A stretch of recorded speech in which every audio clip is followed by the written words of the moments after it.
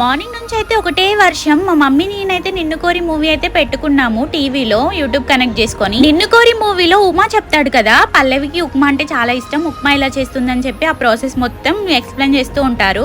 ఇంకా ఆ సీన్ చూస్తూ ఉంటే మా మమ్మీకి ఉప్మా తినాలనిపించిందంట. సరే ఇంకా నాకు కూడా చాలా ఇష్టం కదా ఉప్మా అని చెప్పి నాకు కూడా తినాలనిపించింది ఉప్మా. సరే అని చెప్పి కిచెన్ లోకి వెళ్ళి చూస్తే ఉప్మా రవ్వ అయితే లేదు. ఉప్మా రవ్వ లేదు కానీ మైదా ఉంది. మైదాతో బోండాలంటే అప్పటికప్పుడు అవ్వవు కదా. మార్నింగ్ చేసిన పొటాటో కర్రీ ఉండే, ఇంకా అందుకే సమోసా చేద్దామని చెప్పి ఐడియా వచ్చింది. ఇంకా స్టార్ట్ అయితే చేశాను కానీ ఆ మైదా పిండి కూడా కొంచెమే ఉంది. ఇంకా అందులో బియ్యం పిండి మిక్స్ చేశాను, గోధుమ పిండి కూడా లేదు. ఏంటో అసలు అన్ని ఒకేసారి అయిపోతాయి ఇంట్లో, మంత్ ఎండింగ్ కదా, ఇంకా అందుకే ఏమీ లేవు. అసలే మైదాతో బియ్యం పిండి మిక్స్ చేసి మరి సమోసాలు చేస్తున్నాను. ఎలా వస్తాయో ఏంటో అని భయపడుతూనే చేశాను. ఇంకా మా ఇంట్లో సమోసా షేపర్ ఉండే అన్నమాట, అది ఎప్పటిదో జమాన్ల కాలం నాటిది. ఇంకా దాంతో పాటు అయితే సమోసా చేసేసాను. ఆయిల్లో వేసే వరకు నాకు డౌటే ఎలా వస్తుందో ఏంటో అనుకున్నాను, కానీ టేస్ట్ మాత్రం సూపర్.